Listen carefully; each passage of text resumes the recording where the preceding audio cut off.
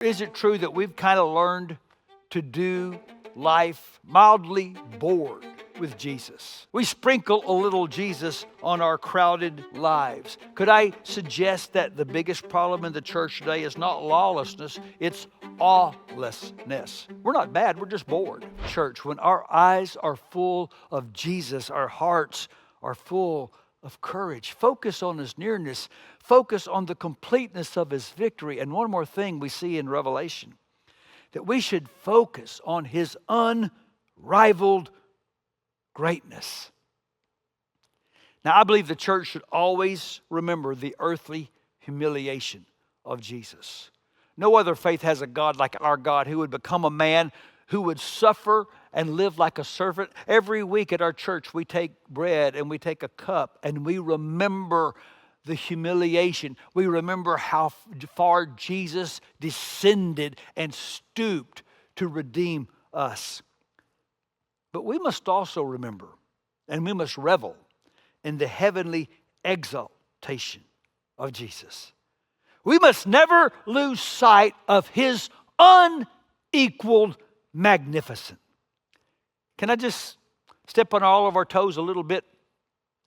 When was the last time you had an encounter with Jesus that was so profound that it put you on the ground like John?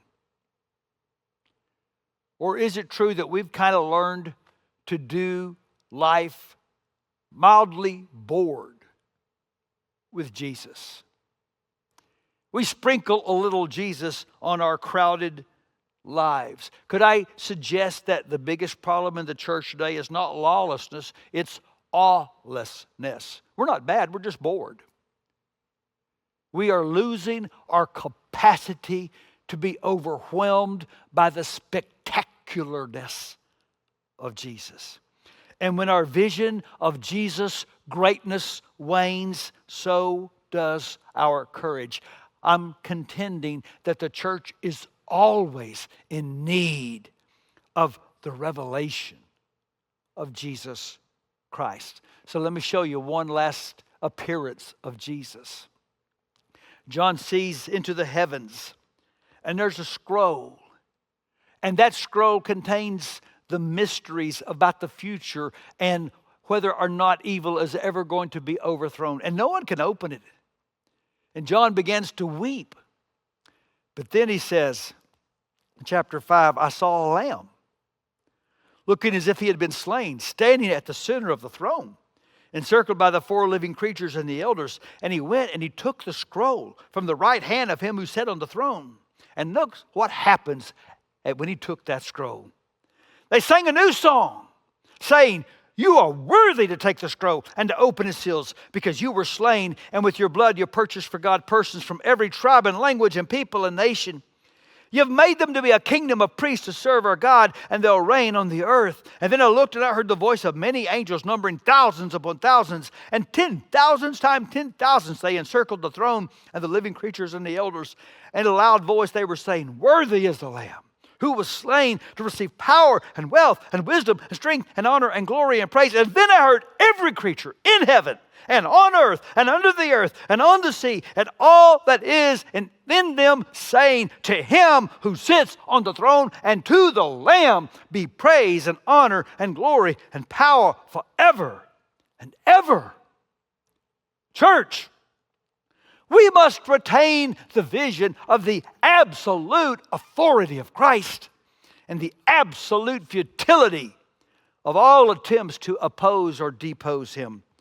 All rebellion will be overthrown because all kingdoms are under His throne. See, I think many misunderstand what the point of Revelation is. It is not about the end of the world. Revelation is about the end of the kingdoms of this world and the glorious future of the kingdom of Christ. And let me suggest that the vision of His unrivaled greatness is a rebuke to pessimillennialism. Now, I don't know what your view of the end times are, but I know there's too many Christians that walk around worried and fretful. And if you have the vision of Christ in the Revelation, you will have hope no matter who's in office. And you'll have peace no matter the circumstances. You'll have purpose no matter the challenges. You'll have joy no matter how other people think or act. And you will hold on to your convictions no matter what the culture peddles or believes. Jesus appeared, and we have declared that He is Lord. And He still appears to encourage us. Heard a great story by a pastor named J.D. Greer, a well-known Baptist preacher, who as a young man did mission work in a country in Southeast Asia where almost the entire population was Muslim. He'd only been there a few months when he got a phone call from a man named Mahmoud asking to see him. And they got together, and Mahmoud explained, so I had this dream.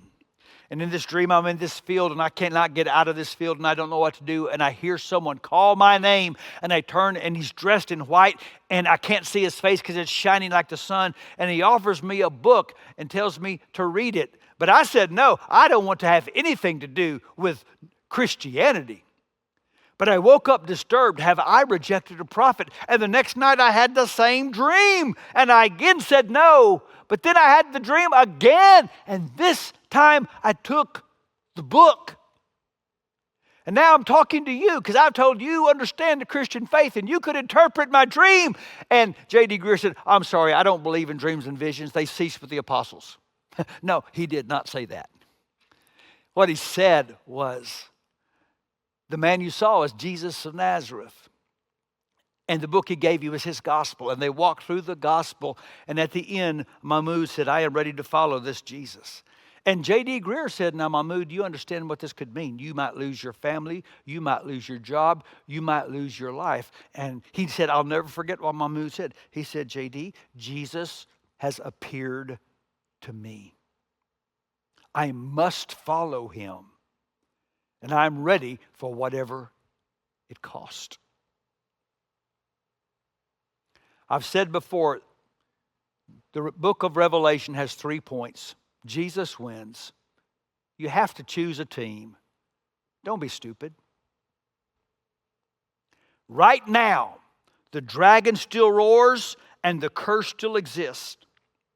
And it's okay to groan, but it's not okay to gripe. If we gripe too much, it means our vision of Jesus is too small. What we need to see today is what every eye will see one day. Do you understand that, of course? That every person will have a revelation of Jesus Christ. But why wait when he is now appearing?